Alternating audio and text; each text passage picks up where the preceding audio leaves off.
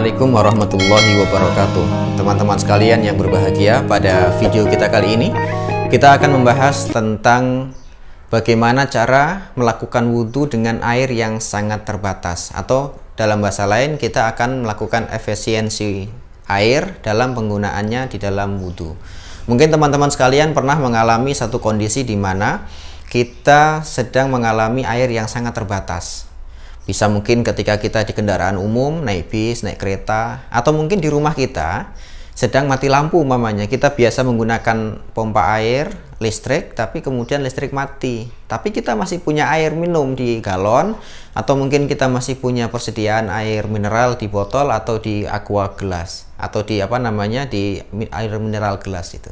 Sekarang pertanyaannya, dalam kondisi seperti itu, apakah kita sudah boleh melaksanakan tayamum atau kita harus tetap wudhu? Nah, untuk menjawab apakah kita harus tayamum dan apakah kita harus tetap wudhu, tentu kita ingat dengan firman Allah Subhanahu wa Ta'ala di dalam surat Al-Maidah ayat yang ke-6. Jadi ayat yang ke-6 surat Al-Maidah ini panjang. Potongan pertama itu berkaitan tentang wudhu dan potongan yang kedua tentang tayamum. Nah, pada kesempatan ini saya akan hanya memotong di potongan yang kedua tentang tayamum. Allah Subhanahu wa Ta'ala berfirman, "Wa in kuntum mardo au ala safarin au jaa ahadum minkum minal ghaiti aw lamastumun nisa falam tajidu ma'an fatayammamu sa'idan thayyiba famsahu biwujuhikum wa aidi." Maka dalam ayat yang tadi kami sebutkan di dalam surat Al-Maidah ayat yang ke-6 tadi, syarat melakukan tayamum itu hanya dua. Yang Allah katakan, wa in kuntum mardo, ketika kamu dalam kondisi sakit yang tidak memungkinkan bersentuhan dengan air. Au ala safarin au jaa ahadum minkum minal ghaid au lamastumun nisa falam tajidu ma'an, dan kita tidak mendapati air setelah, atau dalam kondisi safar tidak mendapati air ketika kita batal karena menyentuh wanita, atau kita batal karena setelah melakukan buang hajat. Maka syaratnya hanya dua, sakit yang tidak boleh tersentuh air, yang kedua karena tidak ditemukan air setelah kita mencari. Maka dalam kasus yang kita sebutkan tadi, kita di kendaraan atau dalam perjalanan, kemudian kita nggak menemukan ada keran air untuk wudhu, tapi kita punya air mineral, maka air mineral itu sebenarnya sah dan boleh kita gunakan untuk melakukan wudhu.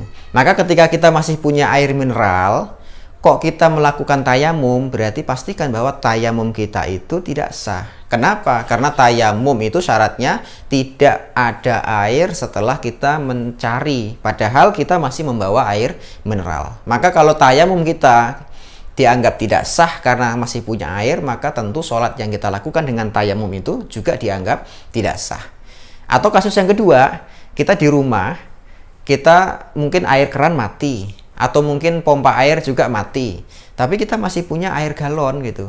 Lah, air galon itu juga termasuk air mutlak. Artinya kita jangan buru-buru memutuskan untuk melakukan tayamum, padahal sebenarnya kita masih punya air untuk wudhu. Baik, sekarang pertanyaannya adalah berapa sih sebenarnya batasan atau ukuran air idealnya untuk melakukan wudhu? Dalam sebuah hadis disebutkan bahwa Nabi Shallallahu Alaihi Wasallam melakukan wudhu itu menggunakan air 1 mud.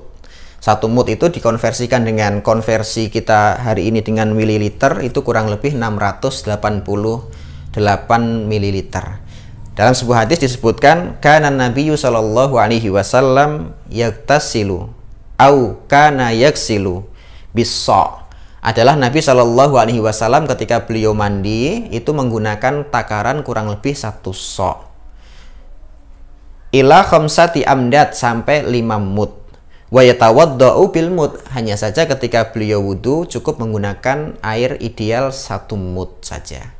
Nah, 1 mud itu berapa? 1 mud itu kurang lebihnya konversi mililiter itu 688 mililiter. Berarti kalau kita masih punya air segitu, ya jangan paksakan kita untuk melakukan tayamum. Artinya kita masih punya air tuh kondisinya. Maka kalau kita punya air 1 mud, atau kalau kita menggunakan takaran air mineral yang sedang itu kan ukurannya 500 ml kurang lebihnya, yang harga 2.500-an itu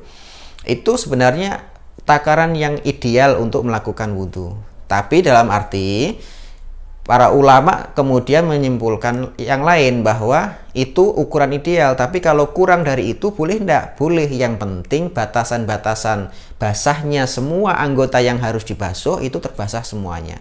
Sebagaimana yang disampaikan oleh Imam An-Nawawi rahimahullahu taala dalam kitab beliau Al-Majmu' Syarhul Muhadzab. Beliau mengatakan apa? Ajma'al muslimuna ala annal ma'. Ulama Islam itu berijma bahwa air alladzi yujzi fil wudu, bahwa air yang cukup untuk digunakan sebagai wudu wal ghusli dan mandi besar, ghairu muqaddar, itu tidak ditentukan batas tertentu. Artinya berapapun banyaknya. Bal yakfi fihi al-qalilu wal katsir, bahwa banyak sedikitnya itu nggak urusan, yang penting cukup gitu. Idza wujida syartul ghusli, yang jelas syarat mandi dan syarat wudu tadi terpenuhi. Apa itu? Wa huwa jaryanul ma' alal a'dha, yaitu mengalirnya air pada bagian-bagian yang harus terbasuh. Artinya hadis Nabi Shallallahu Alaihi Wasallam yang menyebutkan bahwa beliau wudhu dengan 1 mud itu ideal. Artinya kalau ada orang yang melakukannya kurang dari 1 mud wudhunya, tetap dianggap boleh asalkan syarat basah pada setiap anggota wudhu kita itu terpenuhi semuanya. Maka tadi kalau kasusnya kita di rumah masih punya air galon sementara air keran kita mati, tetap tidak boleh melakukan tayamum, tetap harus melakukan wudhu. Kalau kita paksakan untuk tayamum, maka pastikan bahwa tayamum kita dianggap tidak sah karena belum memasuki syarat tidak adanya air. Kalau tayamum dianggap tidak sah, maka sholat yang kita lakukan dengan tayamum itu juga tidak akan sah. Wallahu a'lam bishawab. Assalamualaikum warahmatullahi wabarakatuh.